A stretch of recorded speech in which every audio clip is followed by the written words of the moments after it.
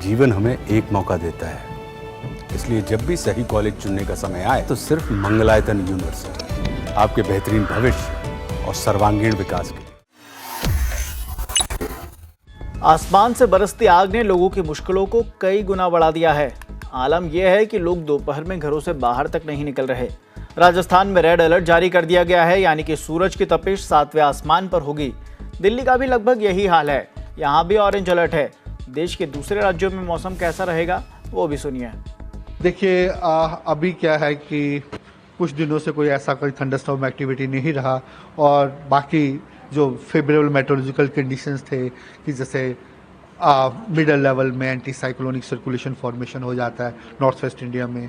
इसके कारण क्या है कि अभी जहां टेम्परेचर्स हैं नॉर्थ वेस्ट इंडिया में 45 डिग्री से ज़्यादा पहुंचे हुए हैं, और अभी आज की डेट में जो हीट वेव कंडीशंस हैं वो पंजाब, हरियाणा, उत्तर प्रदेश, नॉर्थ मध्य प्रदेश और राजस्थान में प्रिवेल कर रही हैं।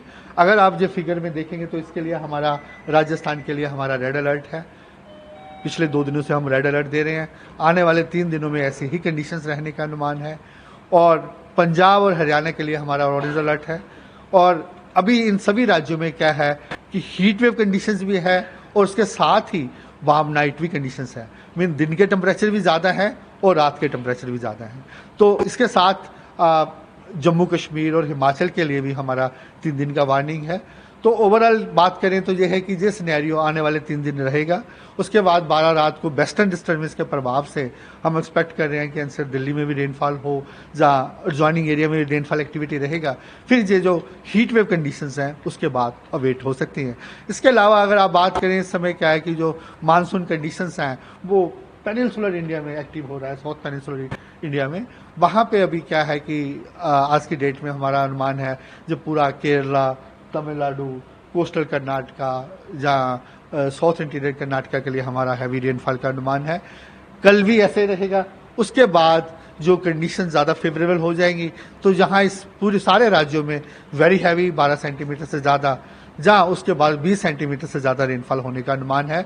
तो आप समझिए जैसे 10, 11, 12 तक हमारा यही है हैवी, वेरी हैवी। उसके बाद extremely heavy rainfall activity specifically Kerala, Tamil Nadu, coastal Karnataka, south interior Karnataka और या गोवा रीजन के लिए रहेगा, जिसके लिए हम रेड अलर्ट देंगे। और अगर आप बाकी हिस्सों की बात करें नॉर्थ ईस्टर्न स्टेट में, वहाँ ऐसा इतना सिग्निफिकेंट रेनफॉल नहीं है, लेकिन फिर भी वहाँ moderate to heavy rainfall activity आने वाले 6-7 दिन कंटिन्यू रहेगी। सर, अभी करंटली दिल्ली एनसीआर में कौन सा अलर्ट है? देखिए, एनसीआर दिल्ली के लिए वही हमारा अनुमान है, 45 डिग्री तक टेम्परेचर रहने का अनुमान है। उसके लिए हमारा ऑरेंज अलर्ट है।